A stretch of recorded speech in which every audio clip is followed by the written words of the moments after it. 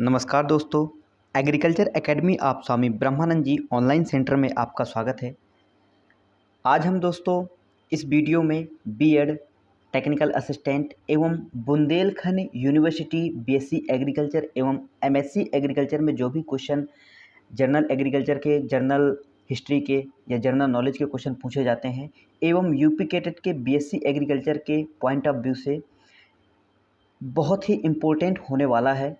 तो वीडियो को अंत तक देखिए। यदि हमारा मैटर आपको पसंद आता है तो वीडियो को लाइक एवं शेयर ज़रूर करें, और यदि इस चैनल पर आप नए हैं तो इस चैनल को सब्सक्राइब करें, ज़रूर करें, क्योंकि आने वाली वैकेंसीज़ और आने वाले टेस्ट के विषय में आपको इस चैनल के माध्यम से संपूर्ण जानकारी मिलती रहेगी। अगर वीडियो पसंद आए तो लाइक, सब्सक्राइब और दोस्तों को शेयर ज़रूर करें। चलिए दोस्तों, आज का सेशन शुरू करते हैं। तो आपको जैसे स्लाइड में शो हो रहा होगा कि पंचायती राज, एक नज़र में देखते हैं इसको, पंचायती राज होता क्या है और किस तरीके से ये काम करता है।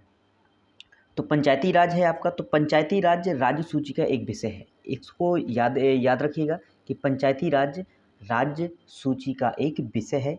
73वां संविधान संशोधन के और 11वीं अनुसूची में ये वर्णित किया गया है। मतलब जो पंचायती राज व्यवस्था है वो 73वां जो संविधान संशोधन है उसमें वर्णित किया गया है, और ये अगर देखा जाए तो 11वीं अनुसूची में इसको वर्णित किया गया है। इसके विषय में देखते हैं तो पंचायती राज से संबंधित समितियां कौन कौन सी हैं। तो जो पंचायती राज से संबंधित समितियां हैं वो बलवंत राय मेहता समिति जो 1957 यानी 1957 में अप्रूव की गई थी, और अशोक मेहता समिति जो 1977 में बनी हुई थी, और जी.वी.के. राव समिति 1985 में, और एल.एम. सिंघमी समिति 1986 में, और संस्थानम समिति 1962 में, और सादिक अली समिति 1964 में ये अप्रूव की थी यानी स्थापित की गई थी। और इसके पंचायती राज के विषय में देखते हैं कि इसके जो विषय होते हैं पंचायती राज में वो 29 विषय हैं, और दर्जा इसको मुख्यतः 243 अनुच्छेद में दिया गया है। और पंचायती राज जो दिवस है वो हम 24 अप्रैल को सेलिब्रेट करते हैं। अगर देखा जाए कि भारत में सर्वप्रथम पंचायती राज का प्रणाली का शुभारंभ अगर देखा जाए तो शुभारंभ जो है राजस्थान के नागौर में 2 अक्टूबर 1959 में इसका आगाज़ हुआ था। और दोस्तों जो यह एक जो पंचायती राज व्यवस्था है यह एक क्या है, एक त्रिस्तरीय व्यवस्था है। ये क्या है, एक त्रिस्तरीय व्यवस्था है जो मुख्यतः पंचायती त्रिस्तर यानी ग्राम पंचायत, ब्लॉक स्तर और जिला परिषद, ये एक त्रिस्तरीय व्यवस्था है। याद रखिएगा। पंचायत भंग होने पर 6 महीने के भीतर निर्वाचन करना होता है। तो ये याद रखिएगा आप, जो पंचायत उसमें ये संबंधित है। तो जो 6 महीने के भीतर ही निर्वाचन करना होता है। और जो 73वां संविधान संशोधन के अंतर्गत महिलाओं को ग्राम पंचायत में 33% का आरक्षण दिया गया था। ये बहुत ही इम्पोर्टेंट है, इसको आप याद रखिएगा कि किस संविधान संशोधन के अंतर्गत जो महिलाएं थीं उनको ग्राम पंचायत में 33% यानी 33% का आरक्षण दिया गया था। तो आपका 73वां संविधान संशोधन हो जाएगा। और इसमें देखा जाए तो मिजोरम, मेघालय और नागालैंड में पंचायतों का गठन नहीं किया गया है। ये और भी याद रखिएगा, जो पंचायत है वो पंचायतों का गठन कहाँ कौन कौन से प्रदेश है जो जिसमें नहीं किया गया है। तो आपका प्रदेश हो जाएगा मिजोरम, मेघालय हो गया, आपका नागालैंड हो गया, एवं गठन इसमें नहीं किया गया है। जो अगर पंचायत चुनाव का प्रत्येक चुनाव वो 5 वर्ष के अंतराल में ही होता है, ये हम सबको पता है, जिसमें से ग्राम पंचायत प्रधान होता है जिसकी सरपंच की आयु जो निर्धारित की गई है कम से कम वो आपकी 21 वर्ष निर्धारित की गई है। और इसमें देखा जाए तो पंचायत चुनाव का निर्णय राज्य सरकार द्वारा किया जाता है, और ब्लॉक स्तर पर प्रशासनिक प्राधिकरण होता है। ठीक है दोस्तों, और देखते हैं इसमें दूसरा टॉपिक जो है आपका नई शिक्षा नीति। नई शिक्षा नीति के विषय में हम कुछ पॉइंट्स को देखने का प्रयास करेंगे। तो इसमें जो 29 जुलाई 2020 नई शिक्षा नीति की घोषित की गई। जो नई शिक्षा नीति है 2020 की, वो इसकी जो घोषित किया गया था वो 29 जुलाई 2020 को, और मई 2019 को नई शिक्षा नीति 2020 का मसौदा तैयार किया गया था। जो भी एक खाका है एक तरीके से वो आपका 2020 में तैयार किया गया था, वो 2019 में मई 2019 में इसका नई शिक्षा नीति का एक मसौदा तैयार किया गया था। अब भारत में 34 साल बाद आई नई शिक्षा नीति, यानी अगर देखा जाए कि इसके पहले जो शिक्षा नीति थी वो लागू की गई थी, कब लागू की गई थी, इसके बाद जब जब वो शुरू हुई थी तो उसके 34 साल बाद ये नई शिक्षा नीति लाई गई है। और सबसे पहले शिक्षा नीति जो हमारी लाई गई थी 1962 में इंदिरा गांधी जी के समय लाई गई थी, जिसका जो सुझाव दिया गया था नई शिक्षा उस समय जो 1968 में 1968 में, वो जिसका सुझाव कोठरी आयोग ने दिया था, ये कोठारी आयोग ने दिया था। ये थोड़ा और इम्पोर्टेंट बन जाता है, इसको ज़रूर याद रखिएगा। और दूसरी जो शिक्षा नीति है 1986 में 1986 में राजीव गांधी के समय में आई थी, और इसमें 10+2+3 मॉडल को अपनाया गया था। तो याद रखिएगा जो 1986 की जो शिक्षा नीति थी, दूसरी शिक्षा नीति थी, उसमें कितने मॉडल को अपनाया गया था और कौन कौन से मॉडल थे, उसमें कौन कौन सी संख्या मॉडल की संख्याएँ थी, 2+3 मॉडल अपनाया गया था। और देखते हैं इसके विषय में, तो जो डॉक्टर कस्तूरी रंगन अध्यक्ष, इसके शिक्षा नीति के कौन अध्यक्ष थे, डॉक्टर कस्तूरी रंजन अध्यक्ष हैं। इसमें 10+2+3 मॉडल के स्थान पर जो मॉडल अपनाया गया था वो 10+2+3 मॉडल के स्थान पर अब क्या है, तो 5+3+3+4 मॉडल लागू किया गया। इसमें मतलब उसमें कितने मॉडल थे दूसरी शिक्षा नीति में जो 1966 में अप्रूव की गई थी, और इसमें जो है उसमें 3 थे और इसमें क्या है मॉडल 4 मॉडल हैं। ये 6वीं कक्षा में वोकेशनल कोर्स शुरू मतलब कर सकते हैं। ये मुख्यतः जो 6वीं क्लास है उसमें ये नई शिक्षा नीति लागू कर दी गई है। और इसके विषय में देखते हैं। और 5वीं कक्षा तक मातृभाषा, जो 5वीं कक्षा तक है इसका क्या है, मातृभाषा है। और मानव संसाधन विकास मंत्रालय का नाम शिक्षा मंत्रालय हो गया। ये भी याद रखिएगा कि मानव संसाधन विकास मंत्रालय का जो नाम है वो शिक्षा मंत्रालय हो गया है। और नई शिक्षा नीति 2030 तक 3 से 18 आयु तक के प्रत्येक बच्चे को गुणवत्तापूर्ण शिक्षा को प्रदान करना है। नई शिक्षा नीति लागू करने वाला प्रथम राज्य है वो हिमाचल प्रदेश है, और द्वितीय राज्य जो है वो मध्य प्रदेश है आपका। रमेश पोखरियाल ने जो भी है आपका कि रमेश पोखरियाल ने निशंक प्रथम शिक्षा मंत्री कहलाएंगे। जो रमेश पोखरियाल है निशंक प्रथम शिक्षा मंत्री आपका कहलाएंगे। स्नातक डिग्री की अवधि 4 साल तक कर दी गई है। इसमें जो भी है स्नातक डिग्री है वो मुख्यतः 4 साल तक कर दी गई है। और 2030 तक स्कूली शिक्षा में GIR के साथ माध्यमिक स्तर पर फॉर ऑल का लक्ष्य रखा गया है। यह और देखा जाए तो यह स्वतंत्र भारत की तीसरी शिक्षा नीति है। याद रखिएगा जो यह क्या है, स्वतंत्र भारत की तीसरी शिक्षा नीति है मुख्यतः। चलिए दोस्तों, अब हम कुछ अशोक मेहता समिति के विषय में थोड़ा जानने का प्रयास करेंगे। और जो अशोक मेहता समिति है वो आपका दिसंबर 1977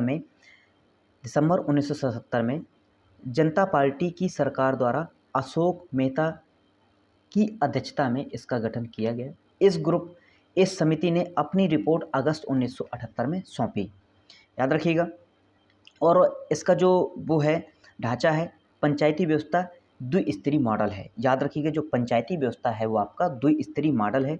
और ये पहले स्तर पर मंडल पंचायत होता है। अगर देखा जाए तो पहले स्तर पर क्या होता है, मंडल पंचायत होता है, और दूसरे स्तर पर देखा जाए तो आपका जिला परिषद होता है। और इसके द्वारा विकास पंचायत से अलग न्याय पंचायत का गठन करना होना चाहिए, जिसका एक न्यायाधीश हो, और SC ST जाति को उसका प्रतिनिधित्व मिलना चाहिए। पंचायत के चुनाव दलगत आधार पर होने चाहिए। याद रखिएगा पंचायतों के विघटन के बाद चुनाव 6 महीने के भीतर ही हो जाने चाहिए। जो इस समिति के द्वारा निर्धारित किए गए वो है पॉइंट, तो वो ये इस प्रकार है। तो पंचायती राज संस्थाओं को संवैधानिक दर्जा दिया जाना चाहिए। और व्यवस्था के जो नेक्स्ट पॉइंट हो जाएगा इसमें, तो व्यवस्था के प्रभाव के मूल्यांकन हेतु सामाजिक अंकेक्षण होना चाहिए। ये याद रखिएगा। चलिए दोस्तों, और इसके विषय में आगे हम बलवंत राय मेहता समिति के विषय में थोड़ा जानने का प्रयास करेंगे। जो बलवंत राय मेहता समिति थी, ये 1957 में बलवंत राय मेहता की अध्यक्षता में, जो 1957 में ये क्रांति भी हुई थी 1957 में। और याद रखिएगा कि योजना आयोग के स्थान पर नीति आयोग का गठन किया जा चुका है। इस समय जो क्या है कि जो योजना आयोग चलता था उसकी जगह पर हम नीति आयोग का गठन किया जा चुका है, याद रखिएगा। द्वारा सामुदायिक विकास कार्यक्रम और राष्ट्रीय विस्तार सेवा कार्यक्रम के अध्ययन के लिए गठित की गई है, याद रखिएगा। तो जो पंचायती का त्रिस्तरीय ढांचा है, जो ये बलवंत राय मेहता समिति है, ये मुख्यतः त्रिस्तरीय ढांचा है, याद रखिएगा। बलवंत राय मेहता समिति त्रिस्तरीय ढांचा है और ये किस स्तर पर काम करती है, तो यह ग्राम स्तर पर कार्य करती है। ये ब्लॉक, खंड और पंचायत समिति पर कार्य करती है। जिला स्तर पर जिला परिषद में कार्य करती है। अगर देखा जाए तो ग्राम स्तर पर ग्राम पंचायत के रूप में कार्य करती है। खंड और ब्लॉक स्तर में देखा जाए तो पंचायत समिति के रूप में कार्य करती है। और जिला स्तर पर देखा जाए तो जिला परिषद के रूप में कार्य करती है। अगर इसमें थोड़ा नोट देखें तो 1958 में राष्ट्रीय विकास परिषद ने बलवंत राय मेहता समिति की सिफारिशों को स्वीकार की। 2 अक्टूबर 1959 को नागौर जिले के राजस्थान में तत्कालीन पीएम यानी पंडित जवाहर, जो आपके प्रधानमंत्री जी होते हैं उस समय कौन थे, पंडित जवाहरलाल नेहरू जी द्वारा देश की पहली त्रिस्तरीय पंचायत का उद्घाटन किया गया। और ये उद्घाटन कहाँ से, नागौर जिले, जो नागौर जिला कहाँ पर है आपका, राजस्थान में है। और ये कब स्थापित की गई थी, 2 अक्टूबर 1959 में। 2 अक्टूबर 1959 में, 2 अक्टूबर को महात्मा गांधी जी का जन्मदिवस होता है। और इसके तदुपरांत 11 अक्टूबर 1959 को आंध्र प्रदेश के महबूब नगर जिले के एक साध नगर विकास खंड में इसे शुरू किया गया था, याद रखिएगा दोस्तों। और इसके अलावा और कुछ चीज़ें देखते हैं। अब इसमें हम अगली स्लाइड में देखेंगे कि महत्वपूर्ण नियुक्तियाँ 2022 की। तो यूपीएससी के जो नए अध्यक्ष बने हैं, वन लाइनर क्वेश्चन में देखेंगे तो जो यूपीएससी के नए अध्यक्ष बने हैं आपका, वो है आपका डॉक्टर मनोज सोनी। और जो थल सेना के नए प्रमुख बने हैं वो आपका मनोज पांडे जी बने हैं। और नए विदेश सचिव विनय मोहन स्वात्रा बने हैं। और एनडीए के नए कमांडर अजय कोचर बने हैं। संघाई सहयोग संगठन के अध्यक्ष झांग मिंग बने हैं। और सेना प्रशिक्षण केंद्र अध्यक्ष एसएस महल बने हैं। और रेलवे बोर्ड के अध्यक्ष केवी त्रिपाठी जी बने हैं, याद रखिएगा।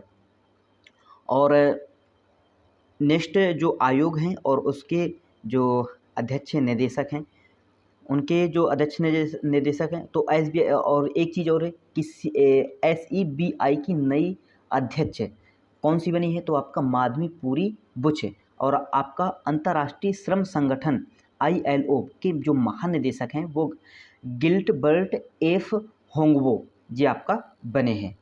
और जो आपका आयोग है और उनके जो अध्यक्ष और निदेशक हैं, तो ओपेक जो संगठन है उसके महासचिव अगर देखा जाए तो हेमल अल घिस है, याद रखिएगा। और वन अनुसंधान संस्थान नई दिल्ली, जो आपका वन अनुसंधान संस्थान नई दिल्ली है, उसके रेणु सिंह बने हैं। और दिल्ली मेट्रो रेल कारपोरेशन प्रबंधक, जो उनके प्रबंधक के निदेशक हैं वो आपका विकास कुमार है आपका। और भारतीय वाणिज्य एवं उद्योग मंडल आपका सुमंत सिन्हा है। और रक्षा मंत्रालय के नए सलाहकार जो है आपका विनोद जी खंडारे हैं। और ऑल इंडिया लिमिटेड चेयरमैन प्रबंधक निदेशक रंजीत रथ हैं। और IRDAI के नए अध्यक्ष देवाशीष पांडा है। और राष्ट्रीय वित्तीय रिपोर्टिंग प्राधिकरण के अध्यक्ष जो हैं आपका अजय भूषण पांडे हैं। और भारतीय वायुसेना अकादमी के नए कमांडर जो आपका बने हैं वो बी चंद्रशेखर जी बने हैं, याद रखिएगा। और दोस्तों नेक्स्ट में देखते हैं ब्रिटिश सरकार की अर्थव्यवस्था से जुड़ी प्रथाएं थी जो, तो कौन कौन सी प्रथाएं थी, तो उनमें देखेंगे कि तीन कठिया प्रथा। तो तीन कठिया प्रथा होता क्या है, तो इसके विषय में देखेंगे कि ये इसके अंतर्गत चंपारण, जो चंपारण कहाँ पर है इस समय, बिहार में, कि किसानों को अपने अंग्रेज बागान मालिकों के अनुबंध पर अपनी जमीन के करीब 3/20 भाग नील की खेती करना अनिवार्य था। जो तीन काठिया प्रथा है वो आपका जो चंपारण बिहार में है वो मुख्यतः नील की खेती से संबंधित है, याद रखिएगा। और ददनी प्रथा जो है आपका, इस प्रथा के अंतर्गत ब्रिटिश व्यापारी भारतीय उत्पादकों, कारीगरों एवं शिल्पियों को अग्रिम पेशगी संविदा के रूप में धन देते थे।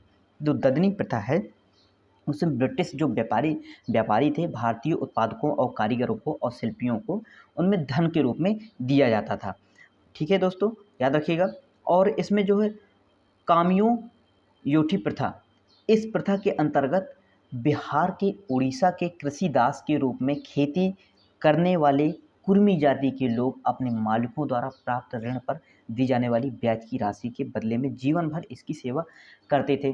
जो आपका बिहार और उड़ीसा के कृषिदास के रूप में जो खेती करने वाले थे, कुर्मी जाति के लोग थे, तो वो सेवा करते थे ऋण के रूप में। अगर उनको ऋण लेते थे तो उनको वो सेवा करते थे, जो भी मालिक उनको ऋण प्रदान करता था। और दुबला हाली प्रथा जो है, या यह मुख्यतः यह प्रथा सूरत में प्रचलित थी। दुबला हाली जो प्रथा थी यह मुख्यतः सूरत में क्या थी, ये प्रचलित थी। इस प्रथा के अनुसार दुबला हाली भूदास अपनी संपत्ति एवं स्वयं का संरक्षण अपने मालिकों को मानते थे। याद रखिएगा। और आपका अमीनो समिति 1978 भू राजस्व, आपका क्या है कि भू राजस्व, इसका अकाल कब पड़ा, 1978 यानी 1978 में। और आपका शाही आयोग, ये शाही आयोग कब आया आपका, शाही आयोग आपका आया था 1928 में। कृषि क्षेत्र के लिए गठन किया गया था। जो अमीनो समिति थी ये भू राजस्व तथा अकाल से संबंधित समिति थी। और जो शाही आयोग थी ये कृषि क्षेत्र के लिए गठन की समिति थी। और ददनी प्रथा संबंधित थी कृषक वर्ग एवं जुलाहों से संबंधित थी। ये जो ददनी प्रथा संबंधित थी वो कृषक और एवं जो जुलाहा होते हैं, जो जुलाहा मतलब एक तरीके से जो कपड़ों को बुनकर, एक तरीके से बोल सकते हो हम। और पन्नीयाल तमिलनाडु कृषिदास और हाजी गुजरात मजदूर कृषिदास। ठीक है। और कुछ हम अगली नेक्स्ट स्लाइड में देखेंगे कि कुछ बौद्ध समितियां हैं, संगतियां हैं, तो इनको हम एक ही बार में देखने का प्रयास करेंगे। जो प्रथम बौद्ध संगति है वो आपका जो स्थान चूज किया गया था वो आपका राजगृह था। और उस समय 483 ईसा पूर्व में, जो उस समय ये प्रथम बौद्ध संगति अपनाई गई थी, उस समय जो अध्यक्ष थे महाकश्यप जी थे। और शासक कौन थे उस समय, शासक कौन था, अजातशत्रु थे। जो द्वितीय बौद्ध संगति थी वो वैशाली स्थान पर की गई थी 383 ईसा पूर्व। और इसके जो अध्यक्ष थे साबक मीर, और इसके जो शासक, उस समय का जो शासक था जो काला शोक था। तृतीय बौद्ध संगति अगर देखा जाए तो पाटलिपुत्र में स्थान, जो पाटलिपुत्र चूज किया गया था। और उस समय जो समय था वो आपका 251 ईसा पूर्व समय था। और इसके जो अध्यक्ष थे मोगलीपुत्र तिस। और उस समय जो शासक थे, महान शासक अशोक थे। ठीक है, सम्राट अशोक। और चतुर्थ बौद्ध संगीति जो स्थान चूज किया गया था वो कुंडल वन था। और समय क्या था, ईसा पूर्व की प्रथम शताब्दी में। इसके जो अध्यक्ष थे वासुमित्र थे। और जो शासक उस समय का था वो आपका कनिष्क थे। याद रखिएगा, आपका जो शासक थे वो कनिष्क थे। और तृतीय बौद्ध संगति के बाद विभिन्न देशों में भेजे गए बौद्ध प्रचारक, तो आपका कश्मीर और गंधार में मज्जिन्तिक को प्रचारक के रूप में भेजा गया, यवन देश में महारक्षित को भेजा गया, हिमालय देश में मज्जिम को भेजा गया, अपरांतक में धर्मरक्षित को भेजा गया, और महाराष्ट्र में महाधर्मरक्षित को भेजा गया, और मैसूर अथवा मंधाता में महादेव को भेजा गया, बनवास में उत्तरी कंडत रक्षित को भेजा गया, और स्वर्ण भूमि में आपका सोन तथा उत्तर को भेजा गया, लंका में आपका महेंद्र तथा संघमित्र को भेजा गया। बुद्ध के जीवन से संबंधित प्रतीक कौन कौन से, आपका जन्म कमल व सांड। ठीक है। और गृह त्याग का जो प्रतीक है वो आपका घोड़ा है, जन्म का प्रतीक कमल और सांड है। और ज्ञान का प्रतीक जो है आपका पीपल या बोधि वृक्ष है आपका। निर्वाण का जो प्रतीक है वो पद चिन्ह है। और मृत्यु का जो प्रतीक है वो आपका बुद्ध के जीवन का जो प्रतीक है वो आपका स्तूप है। याद रखिएगा। और कुछ हम अगली स्लाइड में भारत के प्रमुख कृषि शोध संस्थान हैं उनको देखने का प्रयास करेंगे। केंद्रीय टेपरेट हॉर्टिकल्चर संस्थान, ये आपका श्रीनगर जम्मू कश्मीर में है आपका, याद रखिएगा। और केंद्रीय आलू अनुसंधान संस्थान, ये आपका शिमला हिमाचल प्रदेश में है। और आपका पशु स्वास्थ्य संस्थान जालंधर पंजाब में है। और भारतीय डेयरी अनुसंधान संस्थान आपका करनाल हरियाणा में है। केंद्रीय भैंस अनुसंधान संस्थान हिसार हरियाणा में है आपका। और राष्ट्रीय जैव उर्वरक विकास गाजियाबाद उत्तर प्रदेश में है। और चौधरी चरण सिंह राष्ट्रीय कृषि विपणन संस्थान आपका जयपुर राजस्थान में है। और केंद्रीय दलहन अनुसंधान आपका कानपुर उत्तर प्रदेश में है। केंद्रीय औषधि एवं सुगंधित पौधा अनुसंधान संस्थान और संस्थान केंद्रीय गन्ना अनुसंधान संस्थान, ये आपका दोनों आपका लखनऊ में है, याद रखिएगा। केंद्रीय भेड़ भेड़ अनुसंधान संस्थान का आपका अंबिकानगर राजस्थान में है। और टिड्डी चेतावनी केंद्र आपका जोधपुर राजस्थान में है, क्योंकि ये जोधपुर राजस्थान से ही जो टिड्डियों का दल है ये आपका बहुत ही एक्टिव होता है, याद रखिएगा। जो आपका रानी लक्ष्मीबाई कृषि विश्वविद्यालय है आपका झांसी में है आपका उत्तर प्रदेश। और ये जो केंद्रीय विश्वविद्यालय है याद रखिएगा, एग्रीकल्चर का केंद्रीय विश्वविद्यालय है। और राष्ट्रीय डेयरी विकास बोर्ड आपका आनंद गुजरात में है। जूट कृषि अनुसंधान संस्थान बैरकपुर पश्चिम बंगाल में है आपका। केंद्रीय पटसन एवं संबंधित रेशे अनुसंधान कोलकाता पंजाब में है। और केंद्रीय सूती वस्त्र अनुसंधान संस्थान आपका नागपुर महाराष्ट्र में है। और आपका राष्ट्रीय चावल अनुसंधान संस्थान कटक उड़ीसा में है। और disease investigation laboratory Pune Maharashtra में है आपका। केंद्रीय तंबाकू अनुसंधान संस्थान राजामुंद्री आंध्र प्रदेश में है। कॉफी बोर्ड पशु चिकित्सक एवं जीव विज्ञान संस्थान आपका बंगलुरु कर्नाटक में है। भारतीय गन्ना प्रजनन संस्थान आपका कोयम्बटूर तमिलनाडु में है, याद रखिएगा दोस्तों। और आगे देखते हैं कि केंद्रीय कृषि अनुसंधान संस्थान आपका पोर्ट ब्लेयर अंडमान निकोबार द्वीप समूह में है। केंद्रीय समुद्री मत्स्य अनुसंधान संस्थान मसाला बोर्ड और इसका आपका कोच्चि केरल में है, याद रखिएगा। जो दुनिया के टॉप अमीर लोग हैं वो आपका एलॉन मस्क है। और जो टेस्ला कंपनी और स्पेस एक्स के जो इस समय कंपनी है वो उनके ये आपका संस्थापक हैं। और इस समय उनकी अगर संपत्ति देखा जाए तो 269.7 अरब डॉलर है, याद रखिएगा। और अमेजोन के जो संस्थापक हैं जो जेफ बेजोस हैं इस समय कंपनी अमीर लोग। और LVMH उसके बर्नार्डे अर्नाल्ड है। माइक्रोसॉफ्ट के बिल गेट्स हैं। और अडानी ग्रुप गौतम अडानी है आपका। और वर्कशायर हैथवे वारेन जोस है।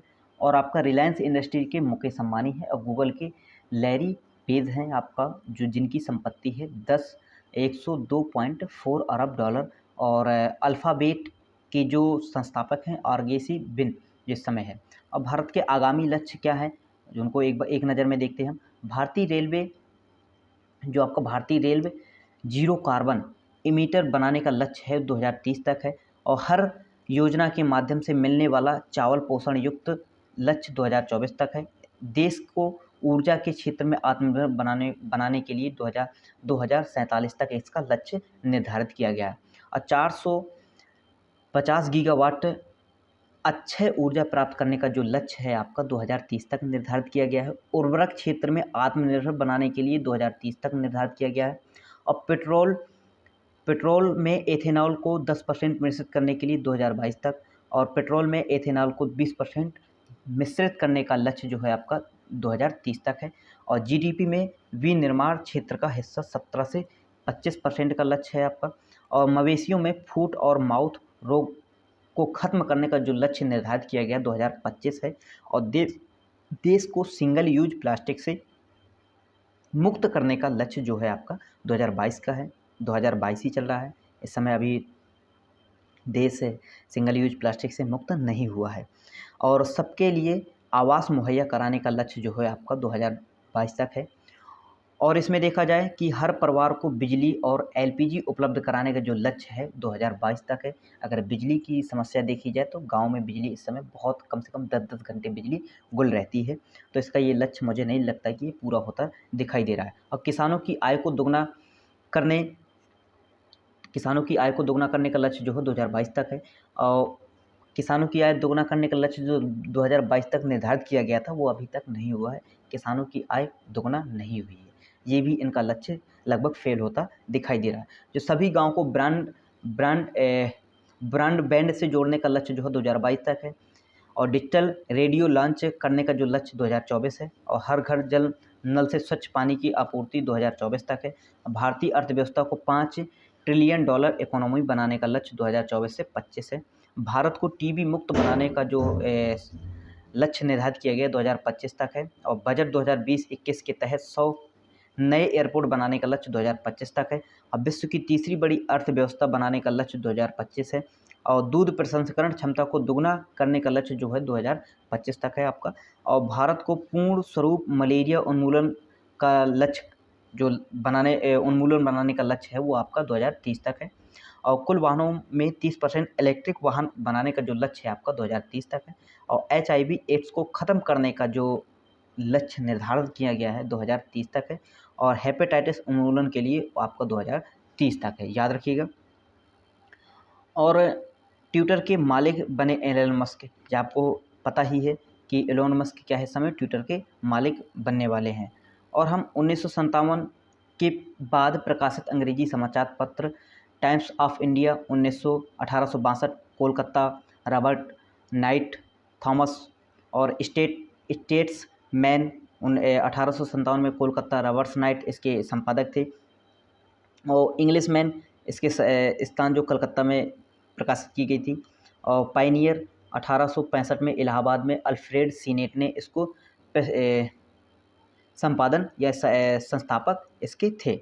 और न्यू इंडिया 1916 में मद्रास में एनी बेसेंट ने, और कॉमनवेल्थ एनी बेसेंट की थी।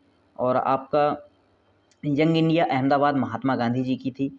और इंडिपेंडेंट मोतीलाल नेहरू जी की थी। और हिंदुस्तान टाइम्स आपका MK मणिक्कर जी थे। और नेशनल हेराल्ड जवाहरलाल नेहरू जी की थी। और कामरेड मौलाना मुस्लिम आजिद की थी, जो इस समय ब्रांड एम्बेसडर हैं। और जो बाटा इंडिया लिमिटेड की ब्रांड एम्बेसडर हैं दिशा पटानी जी हैं।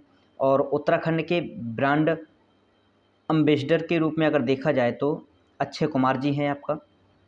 और बैंक ऑफ बड़ौदा के brand ambassador Shefali Verma, yes island के रणवीर सिंह, और क्रिप्टो करेंसी प्लेटफॉर्म के रणवीर सिंह, डिश टीवी के ऋषभ पंत, और crypto exchange FT Naomi Osaka, और विंजो गेमिंग के MS धोनी, और ड्रीम 11 के आपका MS धोनी जी हैं, इसका याद रखिएगा। और रमी सर्कल जो है आपका ऋतिक रोशन है। और रिनवे बाई राजकुमार राव, और लीजेंड लीग क्रिकेट झूलम गोस्वामी है। और कृषि नेटवर्क ऐप के पंकज त्रिपाठी जी हैं, याद रखिएगा।